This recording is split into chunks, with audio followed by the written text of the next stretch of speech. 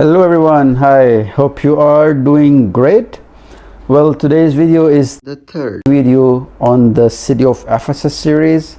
I hope you would love it, and if you want to watch more of the historical videos, just do let me know.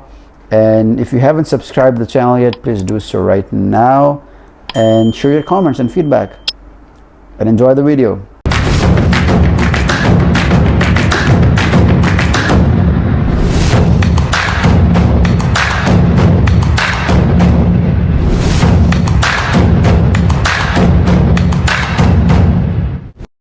Parliament House.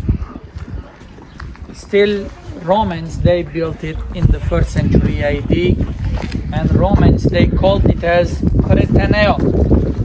Prytaneion, which means in Latin again, Roman language, town hall, city hall. Okay. Like municipality. Okay. Or belediye binası. Like town hall, still for administration of the city. But it had a religious significance as well, this time, for pagans, idol worshippers before Christianity. Inside there was a sacred altar, and nearby there was a fireplace, all the time alight. There was a sacred holy fire inside, all the time alight, symbolizing life of the city for pagans, eternal flame. And pagans, they erected a statue of fireplace goddess Hestia, or Vesta, goddess of fireplace and heart. She was protecting that eternal flame all the time alight. According to their mythical belief, she was protecting the flame, and that flame was symbolizing life of the city for pagans. So it had a religious significance as well, besides administration of the city. In the 1970s, the front side was some excavated, and the columns, gigantic, small ones, were re-erected. But its behind part is still under the bushes and trees, waiting for future excavations. And some of the architectural elements, columns, are missing. Actually, they were recycled, reused by local people for constructions of another buildings. Okay. After the city Ephesus was abandoned to ruins, earthquakes hit the buildings fell down, and the city Ephesus became a marble and granite quarry for the other local people. So the local people, for example, Ottomans, they came in the 13th century AD, and they started to live in this area. By reusing thick marble materials from the ruins of Ephesus, columns, Ottomans, they built their castles, mosques, bathhouses, hammams, houses. All the time there was recycling, because ready material is easy to recycle, reuse. Instead of going to mountain, here nicely cut it, just take and reuse for another one. Very easy.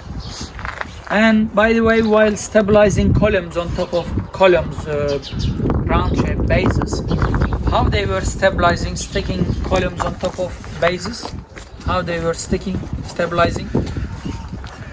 See, on the bases, round-shaped bases, there are a couple of niches, right? Yeah.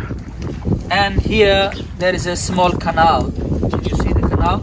Yeah. After replacing column on top of bases, they had cranes, pulleys to lift. After replacing, from outside here they were injecting melted lead.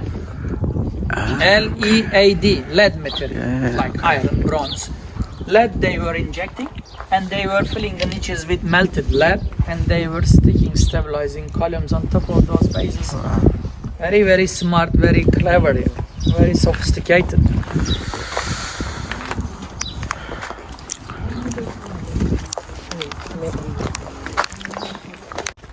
Looking like a well again, but this is a sewage system for filthy, dirty water. Romans, they applied sewer systems for filthy, dirty water all along the marble streets. Underneath, Romans applied them for filthy, dirty one. On top of columns, you can see different types, orders of capitals. The very first one on top of gigantic ones, Doric style, the simple ones. No decoration, no spirals. Dating 900 BC, the oldest one, Doric style. And on the right, the spiral ones are Ionic style, supporting Ionian architecture, dating 800 BC. And the last one is Corinthian style, in between two capitals, two columns. You can see the Corinthian style. When you see herbal vegetable motifs, then it means it's a Corinthian style capital dating 750 BC. And later Romans, they mixed and they created composite style, both Ionic and Corinthian style. Behind the columns you see granite columns. On top of them you can see composite style of Ionic and Corinthian. This way please.